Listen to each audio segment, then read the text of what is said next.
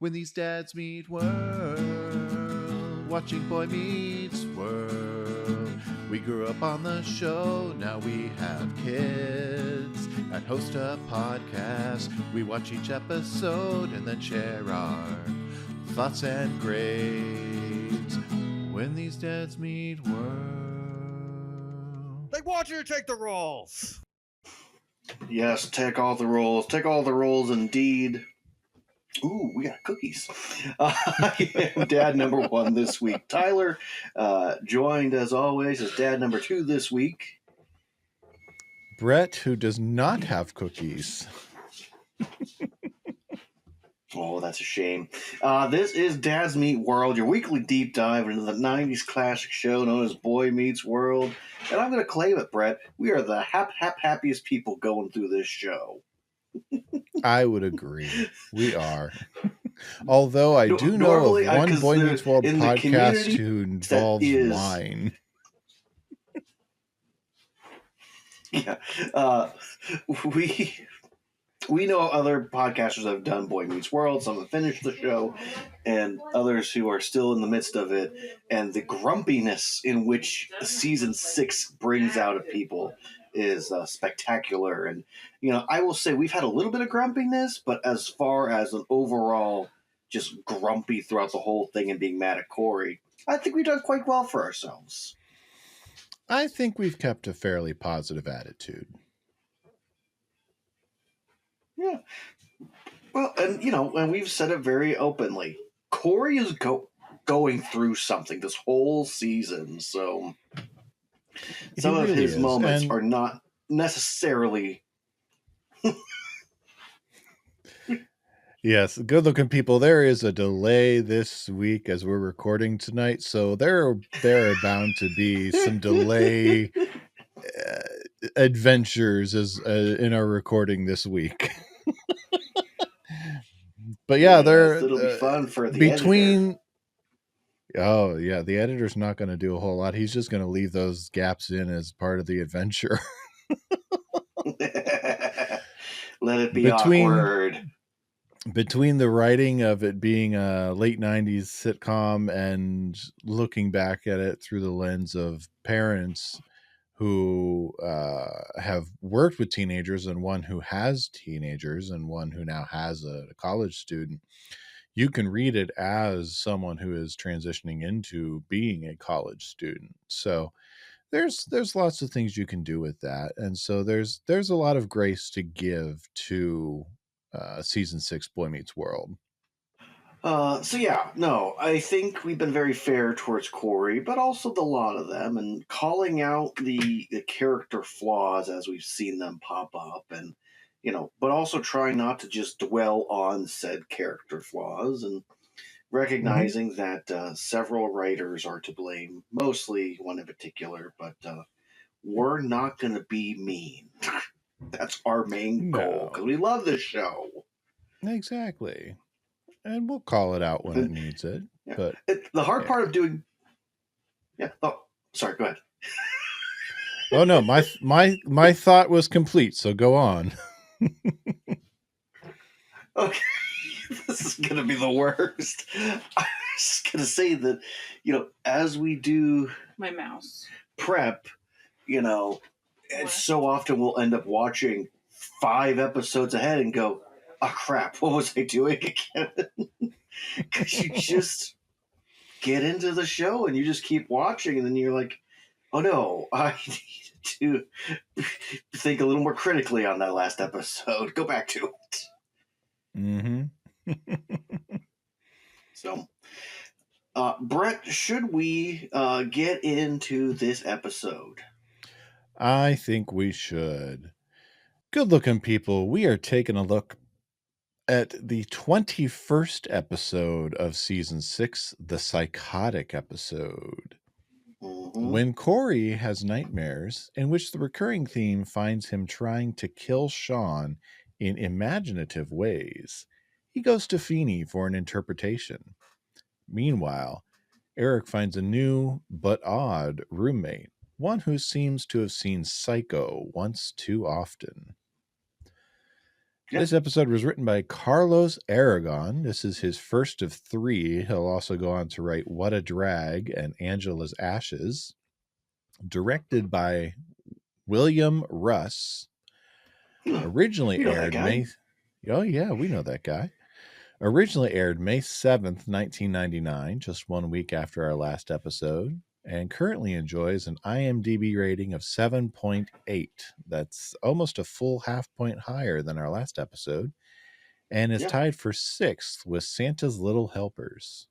Yep. People like this one just as much as they love the Christmas episode. Killing Sean and spreading Christmas cheer just as equal. Oh. Now, our last episode brought in 8.31 million viewers. This one, slight dip to 8.25, but not a huge dip, just a week removed. And that sets our table. So, Tyler, take it away. Well, before I can, Brett, because you brought up the Christmas episode, unfortunately, Boy Meets World did not do a good job with holiday episodes. Not really. I mean, they had a good Turkey Day episode for Thanksgiving. They did. Well, I mean, I feel like the earlier seasons of holiday episodes always hit really well and really hard. But it feels like after the Christmas with Topanga episode, they just can't get that magic back to make the whole episode a solid story. Yeah. They didn't really succeed after that. That was kind of their high watermark for holiday episodes. And really, I think Santa's Little Helpers was the only one that I remember them trying after that. That's true. Yeah, they never really did like a Halloween episode, or they didn't go back to Thanksgiving, which is kind of sad. I don't know. They should feel like they should have been like the Easter, the Easter people, you know?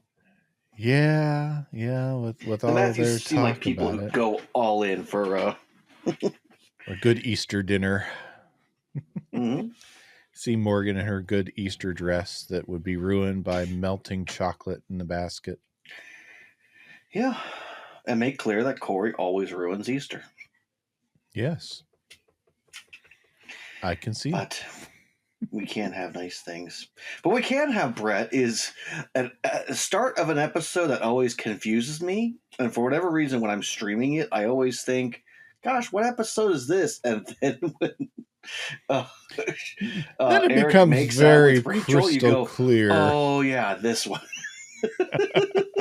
It's like, wait, what? Oh, yeah. Yeah, I forgot that's how this one always starts off. Yeah, apparently Sean and Cory figured out a way to get the boys and Rachel back together, which apparently in today's terminology, they're kind of a throuple. I guess so. That would be that. If Eric's making out with Rachel and Jack's complimenting their kiss, I guess so. It's one of the creepiest lines of the whole episode. Nice kiss. Nice kiss. This is the kind of thing that Cory dreams about. Yeah, and then they're just saying best friends forever. And apparently the door opens. However, there is no elevator there, just an open elevator shaft, and Cory pushes Sean. Yep. So he wakes up screaming. He does that several times this episode. Sean immediately goes and turns the light switch on and says, what happened? Apparently it is the puppet nightmare. Cory always has these reoccurring nightmares that he has everyone is aware weird dreams. Yeah. But yeah, Sean says, hey, I need to get good sleep so I can fake my presentation to Feeny.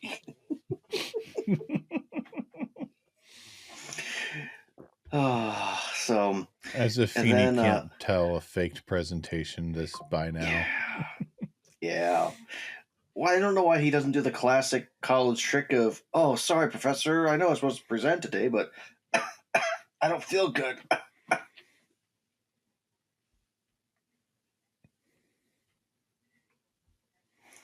Just that nice trying to get the college degree mentality.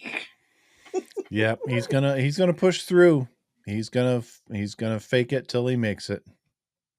So we then go apparently to the presentation, and Sean's trying to do the disappearing milk trick. Ah, yes, into a top hat. Yes. But apparently he needs a magic rope, and Cory has the magic rope, and he comes down, and surprise, surprise, Brett, it's another dream. Well, the dream Except this within a time dream. he starts to choke him, and apparently Feeny just kind of lets him. Yeah. Dream Feeny is wicked. Yeah, he is. I feel like we have to go into a little deep dive into deep discussion on Dream Feeny and who Cory understands him to be. But we go to the next scene after Cory wakes up screaming, and apparently Cory is not sleeping. He's kind of going through a Nightmare on Elm Street movie right now, where he is keeping himself awake and brings over a bunch of coffees, and apparently they're all for him. All 6 cups are for him. He's moosed Sean's hair. All 6. Yes. Who says I wasn't sleeping? And it's like, I did, you loon. And he's about to yell at him, and he goes, oh, not you, Shawnee. Who's the moose? Oh, How's it holding up? the one It looks person. good. No one person who doesn't want to get mad at in real life. Yeah. Okay. Not mad at Shawnee. Sorry, Sean. I just realized as we were about to move on, I was like, oh, I want to make sure I snip a section so I can do another deep dive. There's so many pop culture references. It's crazy. Oh, yeah. Like, I'm not saying that season 6 is a little bit lazier, because the deep dives I've been able to do have not been as fun or interesting, but for crying out loud, there are so many this episode. Mm-hmm. Like Eric dreaming about Xena, his warrior princess, on the couch. Mm-hmm. That's the one I forgot about. Oh, there you are. Hey, I'll admit when I have to find a deep dive in the middle of an episode because I realize I missed it earlier. I can admit mistakes, Brett. You know who Good can't? for you, Cory. I know. I said, do you know who can't? Who? Topanga. Panga. Topanga dick. Oh, I've got it here somewhere. Oh.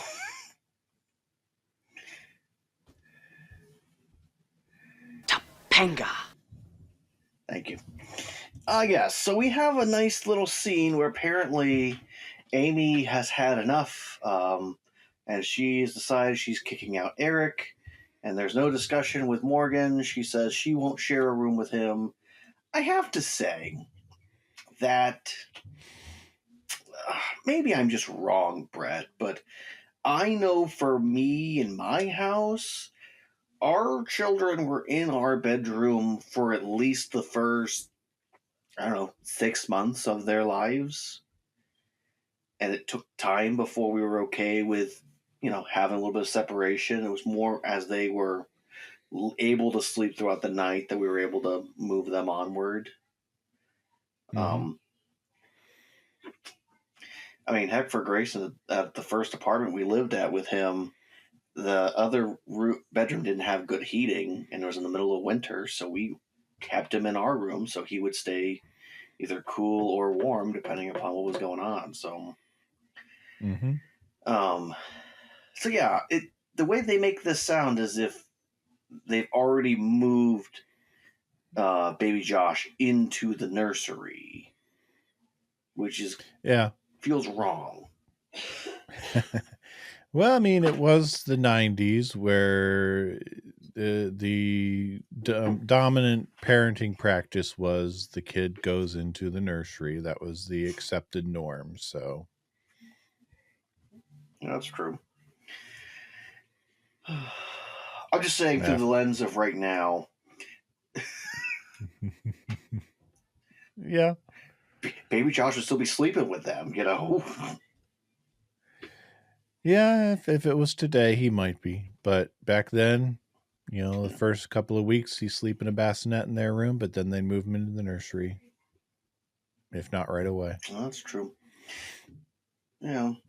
Well, and then it also surprises you, Brett, because they forced Cory and Eric to share a room for so long that there's like, well, no. Like, you can't possibly share a room with either of your two siblings.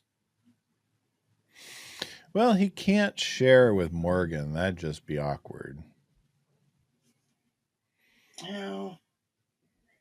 I don't know. Anywho, more importantly, Brett, he's going to get kicked out because nobody loves him in the Matthews household, and he's in desperate times now, apparently. Yes. Very desperate. Yes. So much so that one of my favorite Cory bits is when Cory is walking to the door and Sean's trying to just talk to him, and he goes, I'll reach to the door. He runs 5 steps and goes, I win. I win. They open the door, and Eric's there, and Eric is in a swivel chair with a thinking pose, with a poster behind him, With and apparently a poster in front of him. Oh, yes. There's a poster on the back of the door. There's a poster on the wall. It's a glamour shot. Mm-hmm. I mean, the only thing I will say that gives credence to the fact that he doesn't have a current place to live is the fact that this is all going down on after Valentine's Day, so spring semester is like halfway through. So at this point, he wouldn't have access to any actual on-campus life. So I don't know. It then begs the question, Brett, where does Cory and Sean go during summertime when they no longer have a dorm room? It's a very good question. We don't answer those things, though. Yeah, because Sean doesn't have the trailer park anymore, or the trailer anymore, because we learn in a throwaway line and Be True that he parked it on a train track. Mm-hmm. No, which I don't know. Quick aside, Brett, what do you think about if Cory and Sean actually had moved into the trailer and made that their quote-unquote dorm room? I think that would have been more interesting than the quote-unquote dorm room. That would have been a much more interesting living arrangement. Mm-hmm. Because then it would have been they were officially roommates living together all year round. Cory would officially move out of his parents' house, and Cory would have experienced life in the trailer park full time. Yeah. I mean, Cory is the type of person I think would have made great friends with many of the trailer park people. Oh, totally. I mean, he already knew what life at the trailer park was like because his best friend lived there. He spent time there. But him living there full time would have been an adventure in and of itself. It would have. I don't know. Plus, we'd get the Hunters back. Yes, we need the Hunters. They kick him out of the room. He is apparently in Angela and Topanga's room on Topanga's bed. And Topanga hops into her bed without knowing he's there. I mean, context clues, Topanga. How do you come back from a shower, get right in your bed, and not realize there's someone there? Yes, spatial awareness, Topanga. Very upset with her in that regard. But Eric then sleeps on the pool table in the student union. Yeah, just under newspapers. I mean, I get the fun joke, but like, okay. No. Real world, no. Fun joke, but no. Well, like, he moved out from his parents' home with like all of his things, and now he's just wandering around with a suitcase. Where's all of his boxes of stuff? He travels light. Apparently. That's that life of trying to afford coffee all the time. Exactly.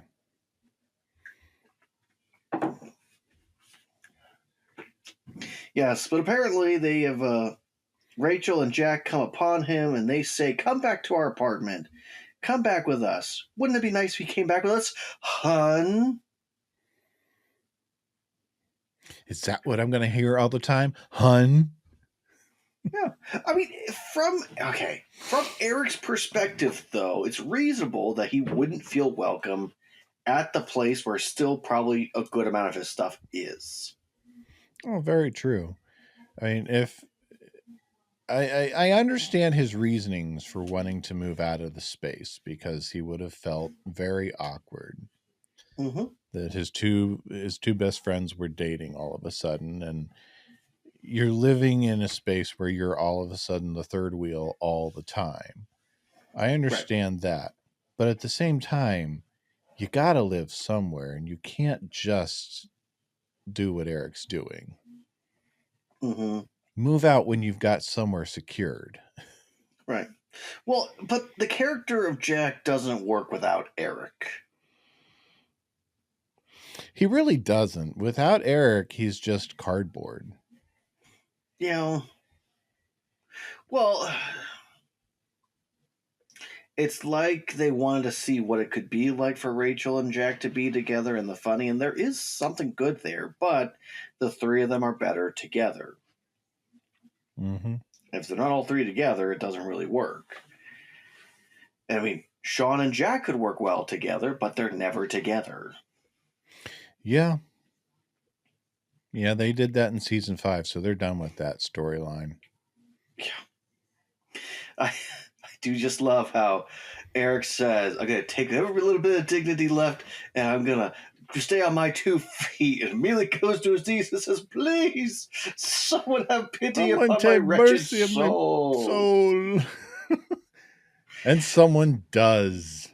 Yeah, some random guy comes up and says, "I need a roommate." Hey, good for you, buddy. And that someone is Adam, played by Charlie Newmark. First and only time we'll see him on Boy Meets World. He only had 16 acting credits. Really? Lord of the Flies, The Nanny, In and Out, Surveillance, a lot of shorts, and a few more. He's not been on camera since 2017. Gosh, he very just looks short so career. familiar. I don't know if he has like a famous family member or something, but gosh, he looks so familiar. He's got one of those faces, but yeah, very short career, and most of it was just short videos, basically. So weird. I mean, he does a lot of good work in this thing, that's for sure. He does. I mean, he fits the role perfectly. Yes. But Mr. Matthews. Mr. Matthews. Yes.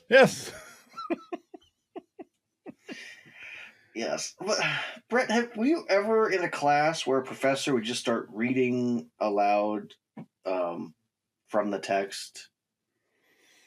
I've had one or two where they would. No. I've also had college classes where I would fall asleep, so I've been in Cory's shoes. I had a statistics class that I didn't need, but I got thrown into freshman year. And I was in that class for about 6 weeks at 3 days a week. And I slept through it. I slept in all but like, I don't know, 3 class sessions. Nice. The subject matter was just so dull. Mm-hmm. Well, and Cory starts to realize he's going to fall asleep, so he tries to tell Sean, "You can't let me fall asleep." Again, classic Nightmare on Elm Street line, and Sean is already passed out. But luckily, the high school bell rings. Yes, again, what college has a bell? This is not the first time we've asked this question. Yeah. But Yes. Is it But real college or is Feeny this dream realizes college? Feeny realizes that he's acted funny. And apparently every time Cory's about to talk, Feeny fills in the blanks. And you go, man, Feeny knows everything. Mm-hmm. And so... Which is what Cory imagines Feeny is like. It's really true. Like, Cory believes that all he has to do is say, I'm having trouble. And Feeny just knows, this is your trouble. Here is the answer. Thank you, Mr. Matthews. Yes. Feeny will know what to do. Go see Feeny. Yes. But in order to stop the dream, you must forgive Sean. And Cory goes, forgiveness, yes. Forgiveness for what? They don't know. But yes, Sean comes back because he forgot about Cory's birthday and hands him a Louisville Slugger with his name on it. Personalized, don't you know? Cory loves baseball. Yes. A plot thread we haven't seen in, 5 years? Yeah. 6, really. The expression on Ben's face that he works with is hilarious. Can I just say there's one... my own genuine baseball bat. When we go back to the him being in class sleeping with a rolled up piece of paper going, die, Sean, die. There is a background actor who is made... She is working every little bit of that. Oh my gosh, I'm sitting in front of a crazy person. There's so much acting going on in her face. It's very appreciated. I have no idea who she is, but I hope she did great things. Yep. I have no clue. No way to tell. Mm-hmm. And so then Cory goes through and says, well, I lied about the puppetry. Sean says, no kidding. Yes. And so Beige just goes through, hey, I keep having these dreams where I kill you. And he's like, well, like how? So apparently we get to hear them all. Him thumbtack soup. He poured hot lava down his pants. He pulled his heart out with salad tongs. Set fire to his tie. He shredded him over pasta like with a cheese grater. Dressed him up as a rooster and entered him into a cockfight. How'd I do? I just love Sean goes, how'd I do? Oh, yeah. You won, but the crowd yelled, fix. It got ugly. I'm sorry, Sean. But he says, well, my last dream, Feeny says, I got to forgive you. And he's like, okay, well, for what? I don't know. But I forgive you. Now I'm all better. And sleep will come. Yes. And go back to the regular dream of Miss Costa Rica. Who is Miss Costa Rica pageant? He wishes peace for all the little niños y niñas. So ridiculous. Oh, Cory. Yeah. But we go to the new apartment, which unfortunately we're only going to see for this episode, and it's a very nice apartment. I'd argue the apartment at the apartment is nicer. Very well appointed, yes. Very slick, very modern, very neatly kept. Yes, and Eric is very impressed. He doesn't think he can afford it, and Adam says, don't worry about it. Pay me whatever you can. Basically, I don't have to take care of it. And very beautiful neighbor walks in because apparently a package came and she wanted to make sure he got it. And she apparently stops over all the time. She does. This neighbor is Sheila, played by Leslie Dannon. This is actually her second of 2 appearances on Boy Meets World. She was last in Fraternity Row, so you can check with our episode there for her IMDb. But Brett, what is her full name? I only wrote down Sheila. It's Sheila Shagger. I always Eric responds with behave. Yeah. I always read into that I always Yeah, read so- that as an Eric joke. I don't know why, but I always do. So Eric does his impersonation of the very relevant at the time Austin Powers. Austin Powers, yes. Mm-hmm. Oh, behave. Yes. And we go back to more screaming. And apparently it was raining, and Sean handed Cory his umbrella, and he Mary Poppined him. Yep. I shoved it down your throat, and I opened it. I will say I love the creativity of a lot of these dreams. However, I wish we could have seen them. I mean, hearing about them is hilarious, but it would have been very, very fun to see some of them in action. Yeah. So Cory does the only rational thing, and he walks out of the room. So apparently he goes straight to Feeny's classroom because Feeny only has one classroom. And apparently Feeny came in early. Maybe Sean called him. We never get a word about what's going on. He doesn't talk to his father. It feels like a good person for him to talk to this episode. That would have been a great person for him to talk to, Especially since his dad's directing the whole thing. But I love that. You gave me bad advice. It's like, I'm not responsible for Dream Feeny. You were in my dreams, and you gave me advice that sucked. But I do like that, Feeny kind of makes clear that he can't give him an answer. He doesn't know what it means. Only Cory can figure this out. Mm-hmm. And he gives he talks about Freud and what Freud says about dreams, so getting a little bit of the intellectual in there. And he's like, well, why do I keep doing this? It's like, well, have you ever finished the dream? And he goes, no. He goes, well, maybe start with that. Yeah. And so we have Inception before Inception and the idea of lucid dreaming, which I'll tell you this. Feeny's advice is very on point. But for most people, being in control enough in a dream to be able to finish it is going to be almost impossible to do. Yeah, I agree. Well, there are people who don't dream the same thing again. Mm-hmm. I know that I will have a similar dream almost consistently, and even though I know I'm a grown man, I still am like, why am I struggling in middle school? Or why can't I find my pads?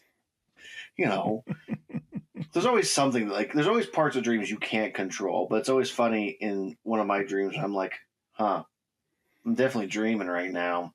I hate this dream. Oh, dang it, I'm naked again. I'm naked and it's 7th grade. That's not good.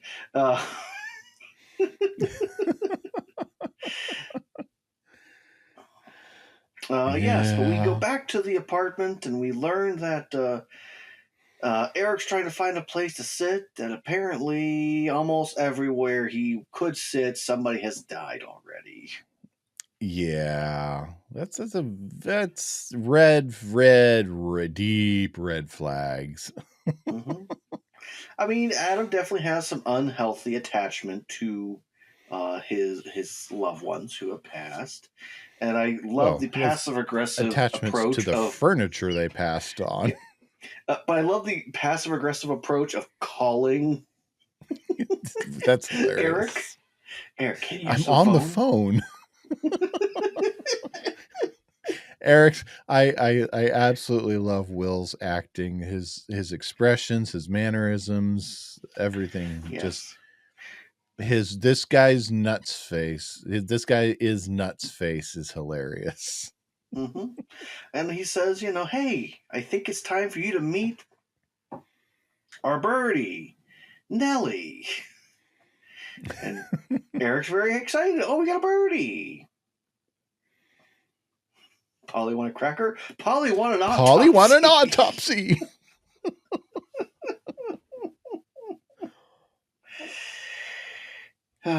Yes. Apparently, in this moment, Eric is ready. I'm gonna go because I can't handle this. Mm-hmm. And Adam says, go. Everyone leaves me. Nobody likes me. And Eric kind of feels bad for him, I guess. Why don't we just continue in his storyline at this point, Brad? Eric does feel bad for him. It does help that Shelley does come back, except this time she's in a bath towel. Yeah, I mean, Eric was gonna leave, but he empathizes with Adam, and he's gonna stay. Mm-hmm. Well, he's not gonna say he empathizes with him, that he understands what it feels like to not be wanted and to Yeah. not have anyone want to be there with him. It's not enough to make him want to stay until she comes back in, and just how I lock myself out of the apartment again. That's enough to get him to stay. Amazed there wasn't a laugh track attached to that. Yeah. Yeah. You know who would be a really helpful character in this episode, Brett? Who would that be? Alan Matthews. Yes. Alan would be such a helpful character. And to wrap up the whole Eric storyline, we go back to he's actually playing with Nellie later on, and just kind of going, hey, this is the weirdest thing about him. He's attached to places that people passed, and this dead bird, all right, fine. And then, which, by the way, Adam is sitting where his Uncle Dave died. Yes. So I guess he Adam can sit there. I think it's time for you to meet Mom. And he goes, Mom, I thought you said she... And he's in the room and he decides, I'm going now. And Adam through the other side is talking as his good boy mother and his uncle. And that is the tag of the episode. It's ridiculous. And this is why he's seen Psycho too many times. Yeah, we'll talk about that. But, Brett, we go one last time into the dream world. Because, again, dream warriors, don't you know? Oh, yeah. Sean and Cory are back by the elevator, and Cory pushes Sean again, and he doesn't just push him, he moves his hand, and Sean falls. Luckily, though, Jack realizes there's a problem, so he comes out and he doesn't shove, he just trips Jack, and Jack falls. Rachel comes out and says, what are you doing? And he says, pushing everyone down the elevator. Pushes her down. Which, Cory's by the way, so nonchalant. This is the first time in any episode Cory and Rachel are interacting, and it was a dream sequence. Yeah. So yeah, Eric shows up and he just jumps down to Rachel because, of course, he does. Of course. Angela walks over. Come on. Yeah. Everybody's doing it. The only lie that Angela gives is in a dream. Yeah, they didn't know how to write for her after a while. No. I mean, I will say the writing for Angela, I really think gets good season 7. That's probably peak Angela, but yeah, unless they have something specific for her and for Cory or her and Topanga or her and for Sean, she's got nothing. Yeah. So, yes, but then, Brett, we hear a familiar voice. You do. It's Lauren. Except apparently it's not Lauren. No. It's the representation of everything you're giving up. Mm-hmm. A little bit on the nose there. Yeah, it is. I mean, I think Lauren herself is a good representation of that. I think it's one of the reasons why As Cory was tempted. Only other really deeply intense quote-unquote relationship he had that we got to see, it makes sense that would be his subconscious churning her up as a representative icon. But I will say, Brett, I noticed this time back through watching, her outfit reminds me of the girl he falls in love with in Paris. That style that she would have is similar to what she has, but snow bunny version, you could say. Yeah, I could see that. Because it's definitely not Lauren's style. It's really not. So, I mean, maybe they just got the actors and say, "Hey, this looks cute. Wear that." Yeah, they probably did.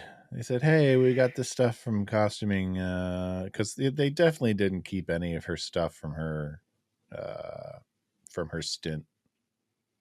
Mm-hmm. Yeah, but she says, "I'm the representation of all the girls you'll never meet, the places you'll never go, and the life you'll never have." And instead of waiting for Cory to push her down, she just falls. Yep. And then Topanga shows up in a wedding dress. Yeah.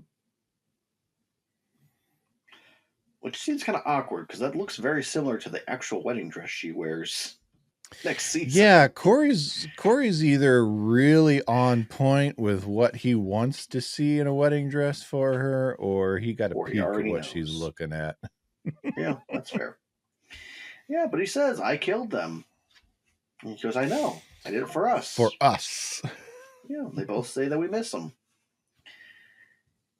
And then Cory hears Topanga say, "Cory, wake up, wake up, wake up." Apparently he It's a slept all through the dream, night. dream. Yeah, it's just so weird because he says, "Yeah, I'm all better now." She goes, "Great," and she walks away, and he goes, "You're not okay." He's like, "Am I rushing into this, Sean?" He's like, "You've been rushing into this your whole life." Apparently, Cory is nervous about getting married for some odd reason. Yeah, it's a really odd left turn to take one episode before the season finale. It's a really odd seed to sow. I mean, it seems like they wanted to sow a little bit of a seed of doubt for him. Mm-hmm. But I don't think it's one that they ever really go back to. And I think that's I think it's something that really it puts a little bit of a ding in the episode that he feels any real doubt there.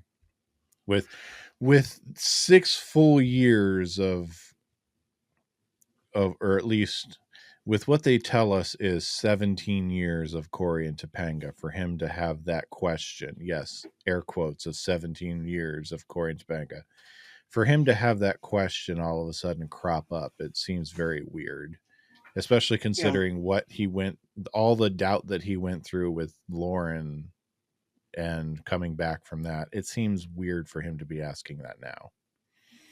Yeah.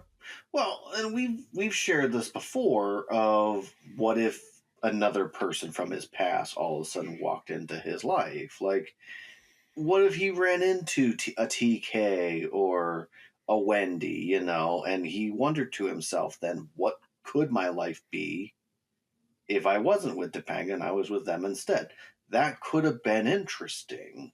I mean, I know Lauren is a good stand-in for what life could be, and of all the actresses, she is by far the most famous of all who have been his former girlfriends. Yep. I mean, Jennifer Love Pfefferman could have been a nice, fun one to have in there too. So, Pfeffy. I don't know. Well, okay, let's just throw this out there since we're talking about it right in this moment.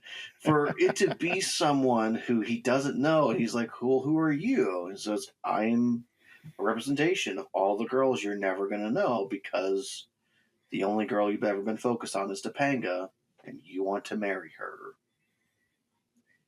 And that's understandable and fair.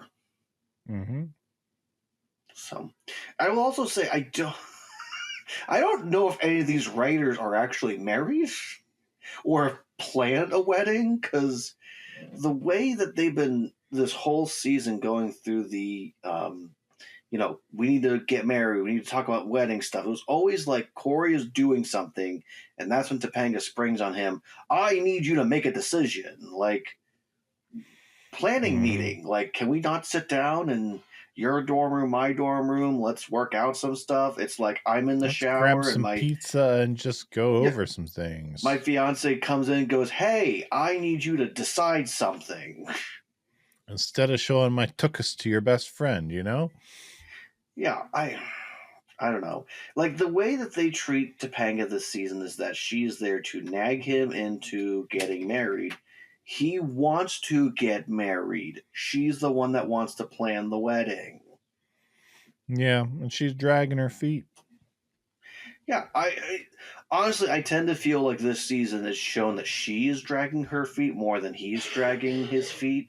He just wants to know when their relationship will be more, and she wants to quote unquote plan, but it's always based on Cory and what he wants, which feels so wrong for her character. Mm-hmm. So I don't know. We're about to get into my least favorite arc for Topanga, even more than the Lauren saga. Oh yeah.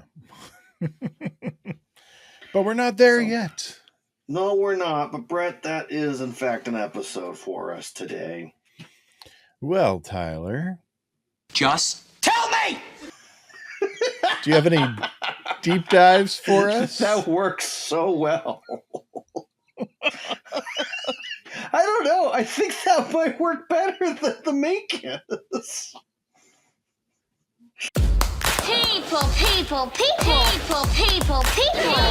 People. Am I the only one who read the summer reading list? I don't know. You might have to just add the "just tell me" at the end now.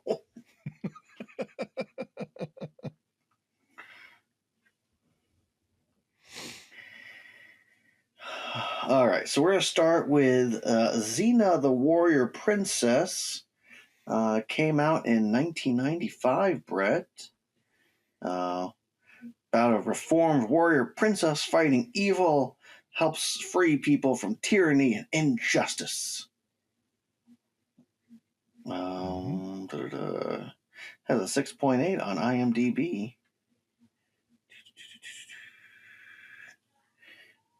Stars Lucy Lawless, Renee O'Connor. Having trouble recognizing anybody else. Oh, Carl Urban's in it as Caesar. Yeah. Yeah. Apparently had 134 episodes. But I'll say, definitely makes sense that Eric would have fantasies about Xena. He likes his strong women. Yep. He does. So, all right. Moving on. Batman Beyond. That was last week. All right. So, what are the... let's get into the big one. So the big reference throughout the whole episode is the movie Psycho, an Alfred Hitchcock movie. This is kind of the first movie that kind of forced people to start a movie at the start of the movie and then work all the way through telling the full story. Apparently back in the day, people would just show up whenever and watch little bits of movie and just was hunky-dory with it. Apparently Alfred Hitchcock was like, no, watch the actual story. On IMDb has an 8.5. That seems so low. I don't like that. I think it should be higher. But anywho, synopsis. A secretary of a runaway embezzlement takes refuge at a secluded California motel owned by a repressed man and his overbearing mother. Stars Anthony Perkins as Norman Bates, Janet Leigh, Vera Miles, John Galvin. Ultimately has one of the best twists in all of Hollywood. I'm just going to say it. And if you know it, then you know it. And if you don't, well, go and find out. And regardless of if you know the twist or not, the last couple of lines always freak me the crap out. So yeah. So a couple other big references was Mary Poppins, of course. Mary Poppins came out in 1964, was rated G. Apparently was a big giant headache for the Disney studios to create. Stars Julia Andrews, Dick Van Dyke, which apparently was not okay. David Tomlinson.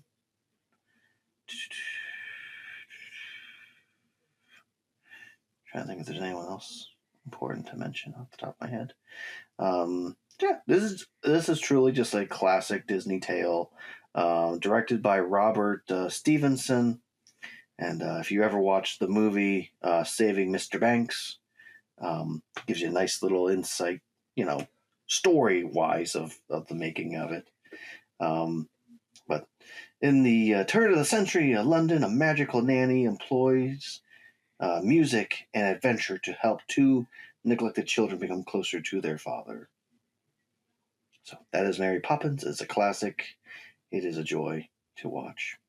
On the other hand, Austin Powers, which was pretty big at the time, Spy Who Shagged Me came out, or the International Man of Interest came out in 1997, was not a big hit in theaters. However, in home movie, huge. Like, from home box office was the reason why a sequel was made 2 years later. So The Spy Who Shagged Me came out in 1999. Dr. Evil is back and was intended a new time machine that allows him to go back to 1960s and steal Austin Powers' mojo, inadvertently leaving him shagless. Apparently has a 6.7. That's way too low. Written, of course, by Mike Myers and Michael McCullers. Directed by Jay Rauch.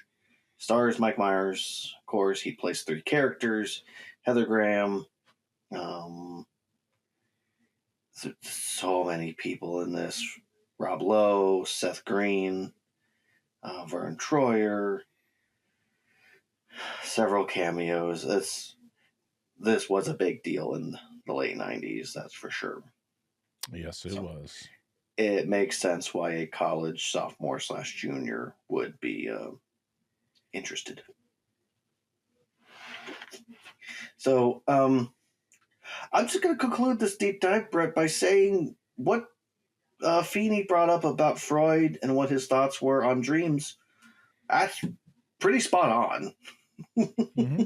Like, I just kind of looked to be like, did he actually say that? And he did. So I'm not going to go any deeper because I think Feeny covered it really simply, really to the point, and it's like we learned something.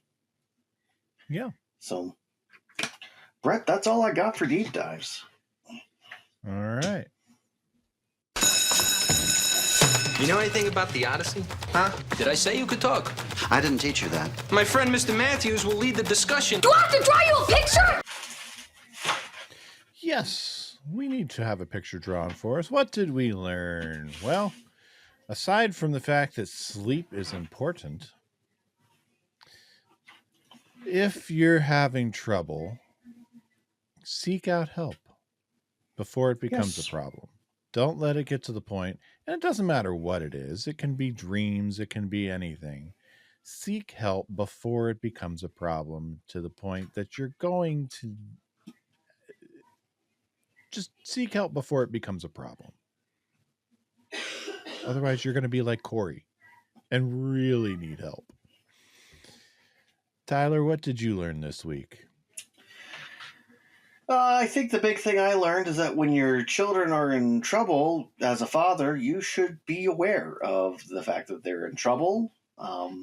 Especially if you need to kick out one of your children and help them understand what plan to take in. And, also, if your son is not sleeping at college, I think you should be aware of that and intervene in some way, shape, or form.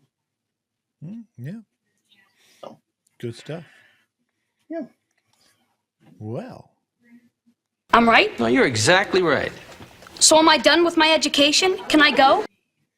How would you grade the Psychotic episode, Tyler?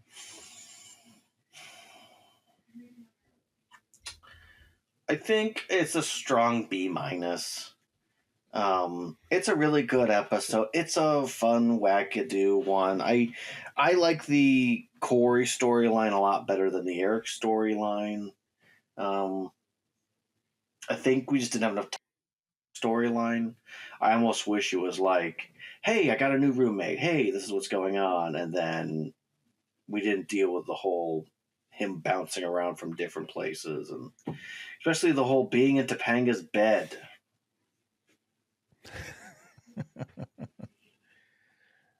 Yeah, So creepy. Yeah. What about you, Britt? I am going a little different than you. I'm actually giving it an A. Wow, really? Yeah. It leans into the cartoonish nature that Boy Meets World has become through season 6. And it doesn't try to explain away its cartoonish tendencies. So Yeah, sure. Looking at it as a cartoon, especially the B plot, I'll just appreciate it for what it is. Yeah, fair. So, you've got some dad jokes for me. I do. I don't know if we've used this before because we're 6 seasons deep, but Brett, we only got one episode left in season 6, and we'll see what happens. So, Brett, what did the receiver say to the football? I don't know. What did it say? Catch you later.